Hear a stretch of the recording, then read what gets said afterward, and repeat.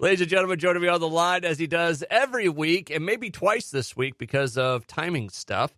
Ladies and gentlemen, it is Mike Reyes from Cinemablend. Hey, buddy, what's going on? That's me. I'm doing well. How about yourself, sir? I formally want to apologize to you and the world. This week, Mike had graciously invited me to be a part of Overdue Rentals, the show he does with such and such, and I can't remember his name.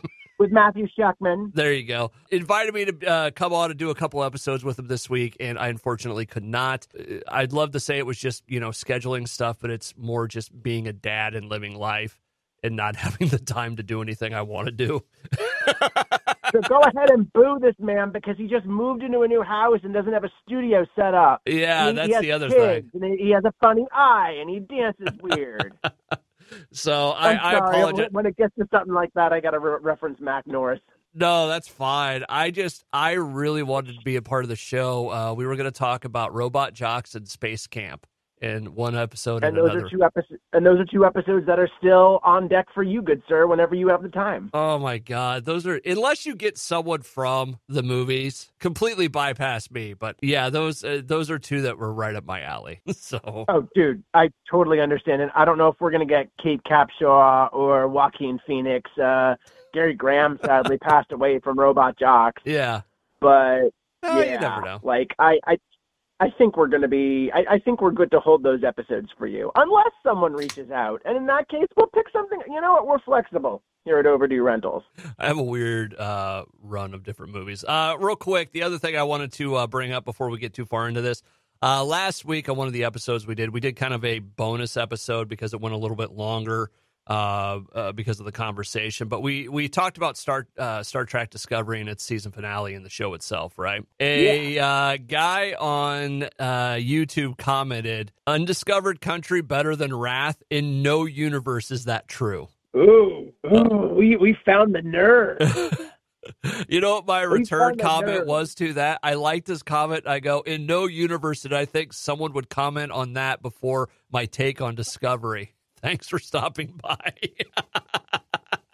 Look, I thank that person for throwing that out there. I am excited that was the comment that someone, like you said, that's the comment that someone jumped in on. I mean, look, I am not disparaging Wrath of Khan in any way because Wrath of Khan is a pure submarine film. That is the movie that convinced me that Star Trek is at its best when it is submarines in space. Yeah.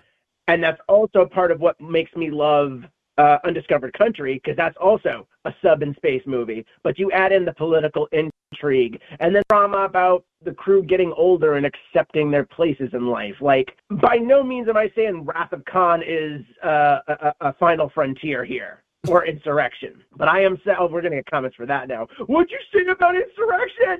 And to that I say, I love that the Star Trek fandom's engaging with us. I don't care. I like it. Insurrection was a great 2-part episode of Star Trek. It was not a movie. Yeah, that felt more along the lines of this would have probably killed if it was a lower budget, if it was split apart, and if it had more time to breathe. It was like Gambit Part 1 and 2. And which one was that again?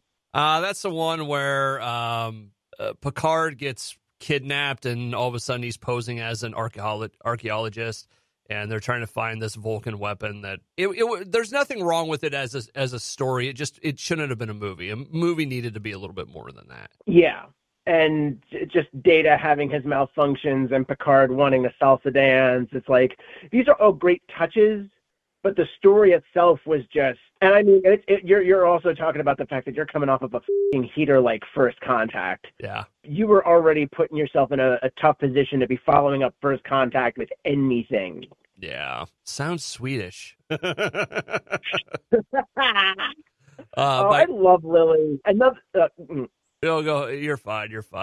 Mike Reyes from Cinemablend on the line with me right now as we make our way through it. So thank you for the comments and stuff. I really like Undiscovered Country. It's one of my favorite Star Trek movies overall. I'll put it that way. So I love the bridge in that movie. Oh, yeah, like that was a nice sort of in-between with, the OG Trek and then eventually getting into Next Generation. Yeah. And that was probably because of the fact that they may have had to use some of the same sets. Well, it was that, but the bridge from Final Frontier was a really nice bridge for the Enterprise. Like, it was a nice step forward. Like, that was they almost took a little bit of a step back going to the Star Trek 6 bridge, but the Star Trek 5 bridge was awesome. I really liked it. I really need to go back and watch all these again because I just haven't watched all of the movies in a long while. Yeah. 2 and 6 are probably the ones that I've revisited the most recently. There is a guy on, oh man,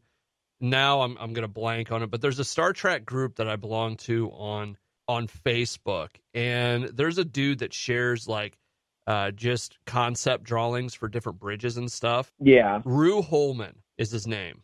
Ooh. And it's really, really cool to see some of the concept ideas that people put together, using, design programs and all that.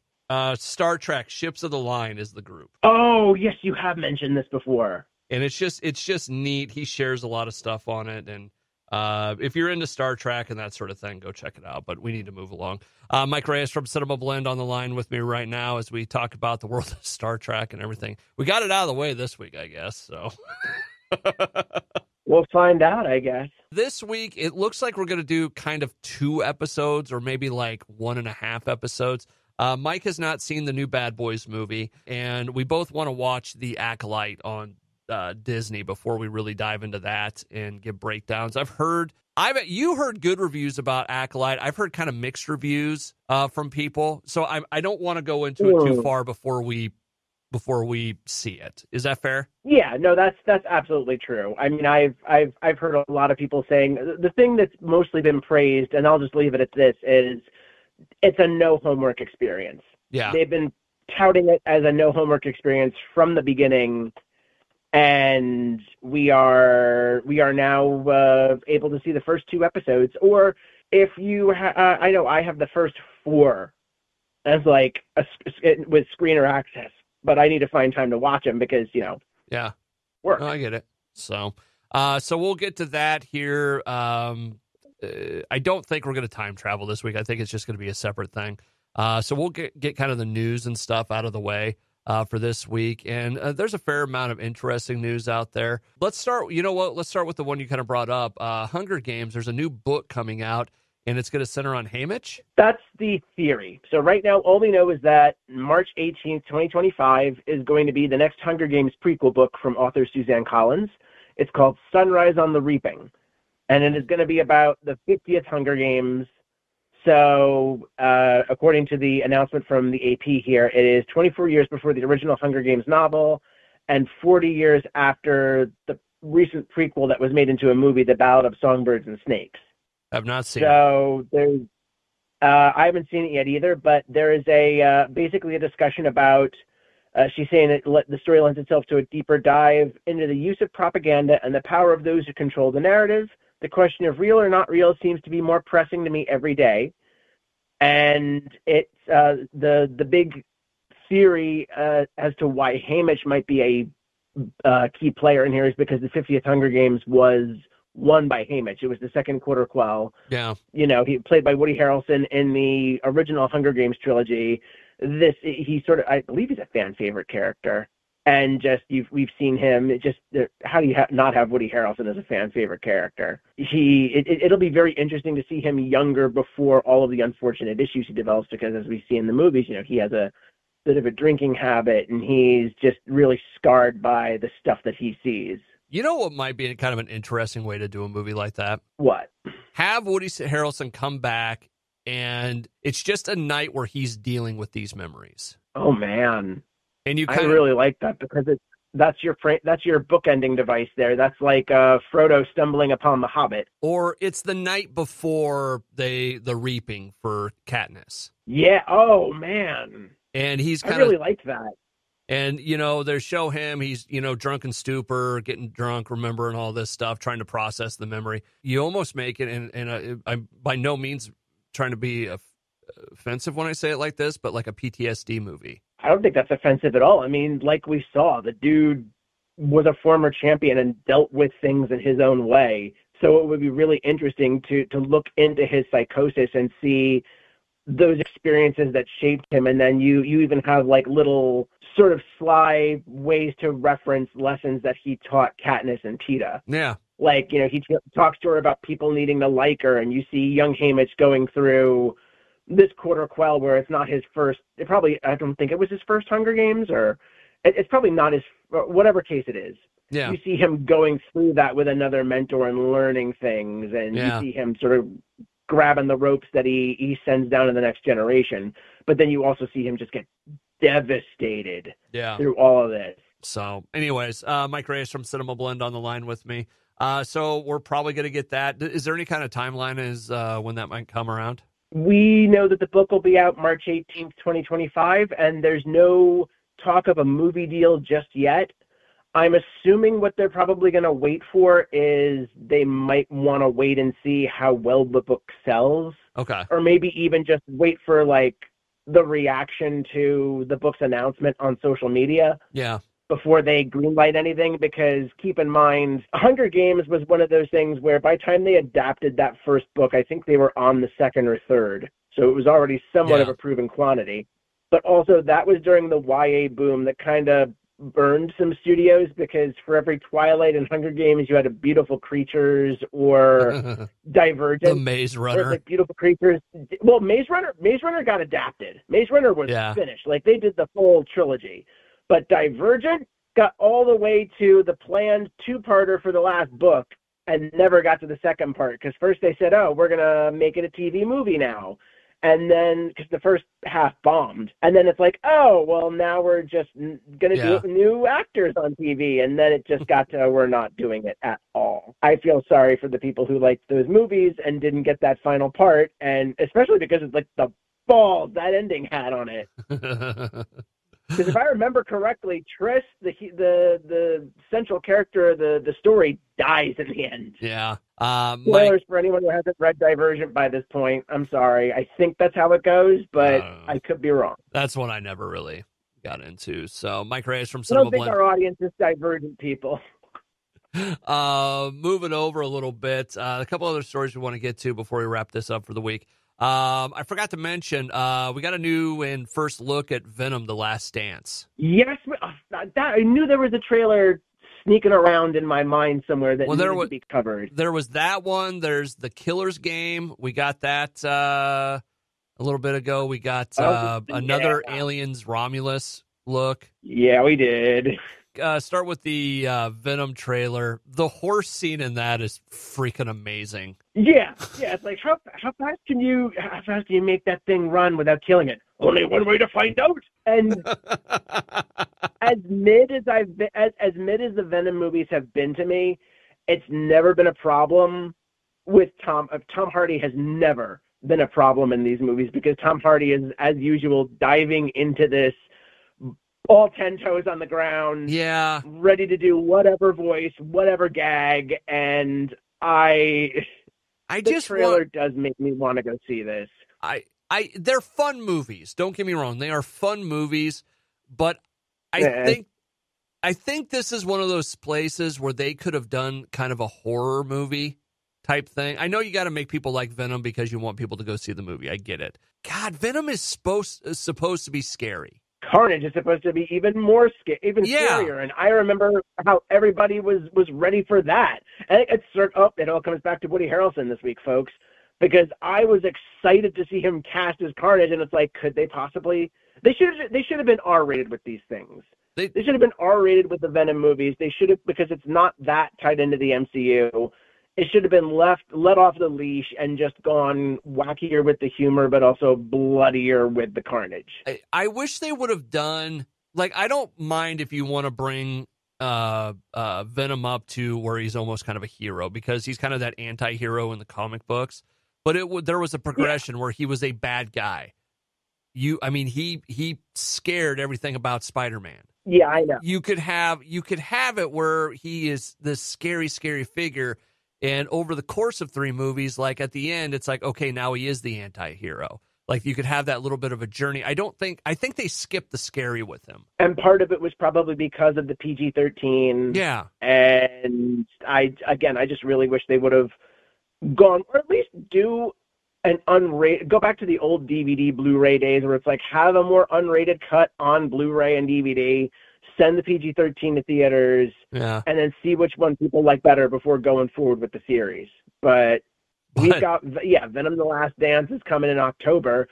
And another interesting thing is, did you notice any familiar faces in this trailer? Besides, there was a guy that cupped the little piece of Venom. Chiwetel Ejiofor, who is known as Carl Mordo in the Doctor Strange films. There was somebody else, wasn't there? Here. That's I think Juno Temple from Ted Lasso was in here as a scientist. Maybe that's what it working was. With Chiwetel Ejiofor.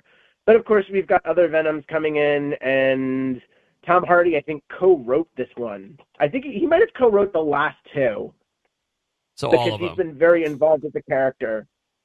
Or he might have co-written all of them because he just has been that connected to the character.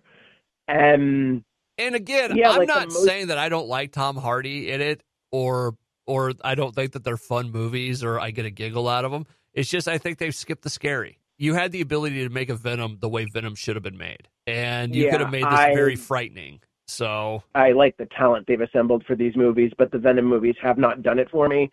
I am still going to go see The Last Dance just because of the fact that, again, Tom Hardy's putting his full heart into this. Yeah. And if it's the last one, I really do need to see how this ends.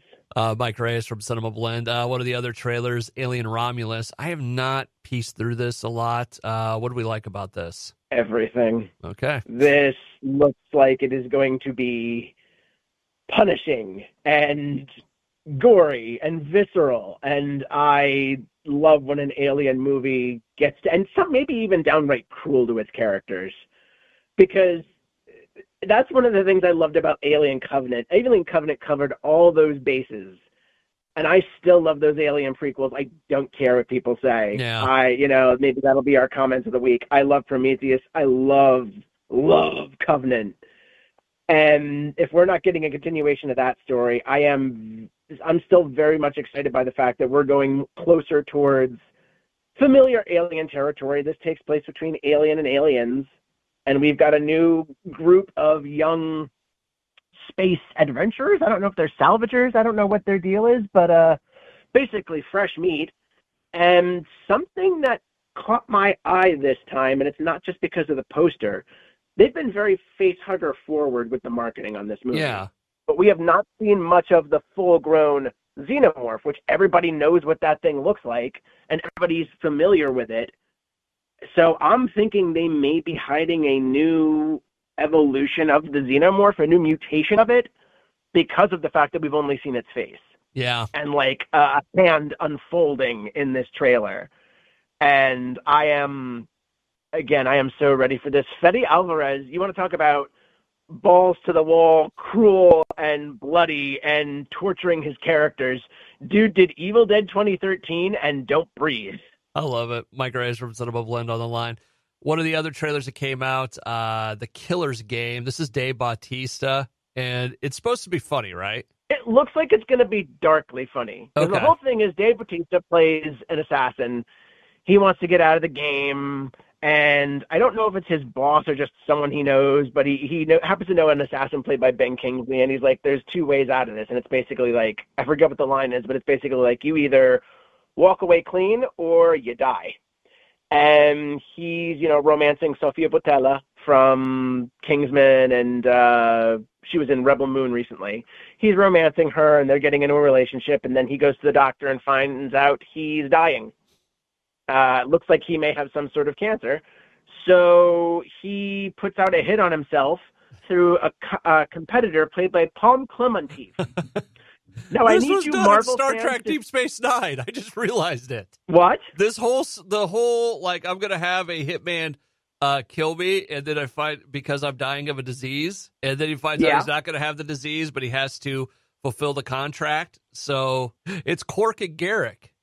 I can't remember the episode. I'm trying to look it up real quick. It just hit me. Oh, damn.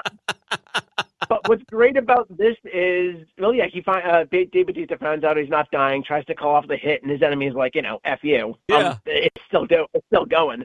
Terry Crews is one of the opposing hitmen that's going to try and kill Dave Bautista. But what's so great about this is Tom Clementif is playing Dave Bautista's enemy in this movie. You Marvel fans are already laughing with me on this because Mantis and Drax are going head to head. Oh, it's so good. They work really well together. They do. Now and I am so happy about that. Now if I could just see him in a You've Got Mail remake, that would be kind of funny. I really want I think Dave Bautista and Lily Gladstone would be great in a rom-com together. In fact, I was thinking there was a rumor that Mr. and Mrs. Smith, the Amazon adaptation of it, was going to focus on a new couple in the next season. Yeah. And that was they were the first two that came to mind because they'd both be great in a rom-com. They're both non-white leads, which is like we need more diversity in our leads, plain and simple. But also they're just both great performers. And they're both fantastic actors, and I'd love to see them not only handle the action, but also just get cute together. I mean, Dave Bautista wants to do a rom-com. This looks like it's the closest he's gotten so far, but I want more for him. Mike Reyes from Cinemablend on the line. Real quick, the Deep Space Nine episode I was referencing was Body Parts from the 4th season. Quark learns from his doctor that he has a rare disease that will kill him within a week. And then the shenanigans go on. So, it's funny. What do we got left? Peaky Blinders looks like it's going to get a movie. I don't know much about Peaky Blinders. So. I know a bit about it. Like, basically, it's Cillian Murphy, basically running the Irish Underground, if I remember correctly, like the Irish Mafia, basically, in England. I could be totally this up, and Cillian Murphy will never speak to me. And I apologize, sir, if I am screwing this up for your baby. But Peaky Blinders is a family mob drama. Okay. And it ran for 6 seasons. It was a big hit on Netflix when it was imported over, and now they're going to do a movie. And I love how he put it because he's like, when he was giving a statement about why he was doing it, he's like, it seems Tommy Shelby wasn't finished with me. It's very gratifying to be recollaborating with Stephen Knight and Tom Harper on this film version of Peaky Blinders. This one's for the fans. And normally when someone says this one's for the fans, I get worried. Yeah. Because that's usually like when you're making a Lego sequel or like you're making a reboot or you're making something and it's like, oh, this one's for the fans. That's usually when I'm like, except when it isn't. Makes sense because this is one of those properties where I think people have been speculating that there would be a movie or a continuation at some point after the last season. Yeah. So when you are saying that we're making this and you use that phrase, and also when it's Cillian Murphy saying it, because he's going to not only star in it but produce it, I believe it. I take it to heart. I now need to watch all 6 seasons. And, coming back to Tom Hardy, he's in here for a little while too. There's an amazing cast in here, like Sam Neill, Tom Hardy, Diane Keaton, Adrian Brody's in at one point, the late, great Helen McCrory, also known as Narcissa Malfoy, I think she plays Tommy Shelby's mother. Yes. There's just a really fantastic cast on this show, and I believe they use Nick Cave's Red Right Hand as the theme. This always seems like a show that it would be really up my alley. I just haven't sat down to watch it yet. Oh, likewise. Like, my wife and I started it, and I don't know why. It wasn't that we didn't like it. It's just that life got in the way, and I think we started watching something else. I think this summer I'm going to have to throw this on the list and just get through it because Cillian Murphy is a consummate performance artist. Just, I keep saying it and I'll keep saying it till I get to talk to the man himself. And probably after that, I have followed him since 28 Days Later. Like, that was the movie where the concept was so amazing. And then he just bursts onto the scene with it. Didn't we see his wiener in that movie? And then from that point on, I can confirm Cillian Murphy does indeed hang dong in that film. As the Sunny Gang would say, he goes total Thundergun and hangs dong. What do you remember from 28 Days Later? Cillian Murphy's wiener. I remember everything from 28 Days Later, and what I also remember from that, which is really funny considering 28 years later is currently filming, and we've seen like some set photos, not official photos, but set photos from people who obviously have really good cameras and access to the set. we've seen Aaron Taylor Johnson like sprinting down a street during filming. Yeah. But tying back into that, I just remember. You remember those Flash games where they weren't really games? It was just set up to be a jump scare, but it looked like a game. There was something called Find Jim, and I don't think anyone has a copy of it. I don't think it exists anymore. But one of the marketing gags for 28 Days Later was there was a game called Find Jim, and it's just a slow pan over one of the shots from the movie of like sunset on the London skyline. Yeah. So I'm looking at this thing, and I'm like, just about the middle of it, I'm like, oh, I know what this is going to do. And then you see, like, out of nowhere, this infected screeches out. And it's like, ah, and the volume goes up. I'm like, this had a really good marketing game to it, the original film. And then even just, there was this cool thing where they were doing advanced screenings, and they're like, wear red. See what happens. And what happened was you got like a bit of swag. And like, I thought it was going to be something like they go full Rocky Horror and just have like infected run into the crowd and like chase the people running red or wearing red. Mike Reyes from Cinemablend on the line with me right now as we make our way through the world of movie news, entertainment, and everything in between. What was the book you're reading right now? Yeah, so I am reading the book Eruption, which is co-authored between the late Michael Crichton and James Patterson. And a quick and dirty story about how this book came to be is legendary Michael Crichton, who wrote books like Congo, Jurassic Park. He wrote and directed the original film that inspired Westworld, as well as a whole bunch of other things. He passed in 2008, and his wife, his widow, Sherry Crichton, has been managing his estate. She's the CEO of a company called Crichton Son, which does all the rights to his works. And he had a couple of posthumous publications because there were manuscripts that were either finished enough that they just needed to edit them, or in some cases, like this book, they needed to be finished by a collaborating author. Yeah. And Eruption is the one that Sherry held closest to her because it's about active volcanoes in Hawaii. There's a huge volcanic eruption, like the biggest in a century, that's about to go off, and there is an underlying threat that could potentially end all life as we know it because of this volcano. And she read the manuscript, and it ended abruptly, and she's like, I need this to be finished. And it was the one out of the manuscripts that she had gathered for publication that she like held off the longest. She's like, I need to find the right partner for this. She found James Patterson, and they finished the book, and it is now on shelves as of the beginning of this week. I also did get to talk to Sherry Crichton herself, and that was a gold star moment for me, just because Michael Crichton has been a writer that I've followed ever since I was a kid, ever since the first Jurassic. Like, I saw the story I keep telling people, and it's how it happened, was there was a sky banner. There was a banner like on the end of a plane for Jurassic Park, the movie. I saw that logo with the T-Rex skeleton, and that was it. That was what hooked me, and I wanted that book. Started the book as a kid, but didn't finish it because it's like, okay, I can read at an adult level, but I can't really understand all the science. But obviously loved the movie, has stuck with the franchise ever since, and stuck with his writing. And it's just always interesting that you can divide a Michael Crichton book into three parts. You have scientific thought and like extreme scientific breakthrough. You've got blockbuster plot, and then you've just got and noir. Like he started writing like pulpy noir-ish books in the beginning of his writing career.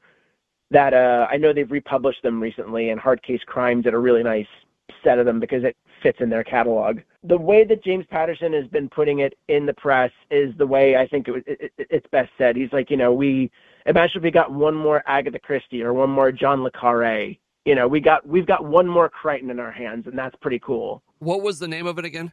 The name of it is Eruption, and it is available wherever all fine booksellers now. Awesome. Mike Reyes from Cinemablend on the line with me. Last thing to hit, and it's just a real quick story, just kind of a cool casting note. Glenn Powell is going to be a part of a Hulu comedy based on the character of Chad Powers.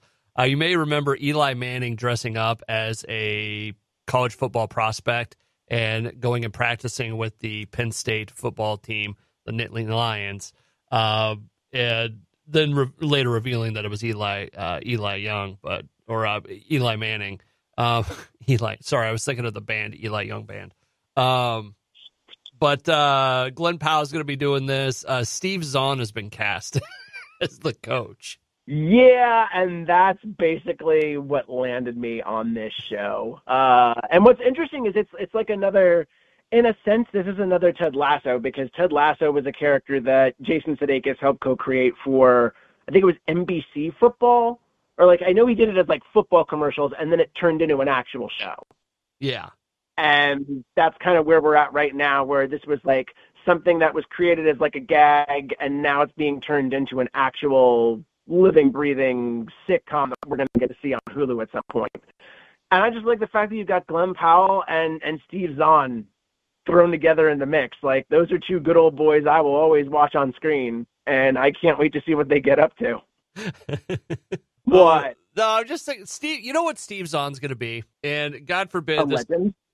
Well, no, he's going to, and knock on wood, this doesn't happen anytime soon, but when he passes, he's going to be one of those actors that everyone goes, he didn't get enough credit for what he did and how many different roles and different versions of him there were. You know what I'm saying? And I don't mean that in a bad way. It's just you always go to the stupid stuff that Steve Zahn's done when he's done some really good acting and had some really good parts out there, you know? Oh, yeah. Like, I get what you're saying, because it's like the popular image of the man is like That Thing You Do, or Sahara, or Saving Silverman, or those sort of goofy sort of best friend roles that he's done. I like Sahara. Sahara's fun. I remember the musical score carrying that movie very, very well, because it was a really good soundtrack. And I remember I saw that one in theaters. I did too. You know what movie that ties into? What? It's the same universe as Raise the Titanic. Raise the Titanic. Yeah, because it's all the Dirk Pitt novels by Clive Cussler. And it's there's actually a nod to it right at the beginning. Yeah, it's in like the newspaper headline. Yeah, when they're doing the what's the song? It's must have been the right place at the wrong time. Yeah. Yep. Dr. John. That's a great opening to a movie. F you. Sahara's awesome. Sahara, you know what? That just might go on the overdue rentals list. You know what other part of Sahara I like? What? And it goes to, we've talked about this before. I love cooking scenes in shows and movies. And when they're on the boat, like cruising up the river, they had caught some fish or whatever, and they cooked it. And it's just like a nice conversation over a meal. I don't know what it is about shows with meal scenes, but I enjoy them. Oh, without question. And you're not the only one there, because, I mean, what was one of the best indie successes in the past couple of years? Jon Favreau's Chef, which also does not get enough love. But it's just, food is something that really does bond all of us, because anybody can do it. Anybody can do it good. Not everybody can do it well or superbly, but everybody can do it good in some sort of way. Again, food is a common thread with everyone. So good food scenes and good food movies just last. Mike Reyes from Cinemablend on the line with me. All right, so that'll wrap up kind of the news portion this week. We'll be back in a second episode, I guess, 1.5. I don't know how you want to call it, but and we'll cover, you're going to go see Bad Boys, and maybe we'll dive into Star Wars Acolyte. Is that cool? Yeah, and where are people going to be able to listen to that? I don't know, websites and Spotify's and podcast things. What he said. I'm not going to tell it too much. You know where to find us. You should know where to find us by now, folks. We've been doing this for years, and we like you as much as you like us.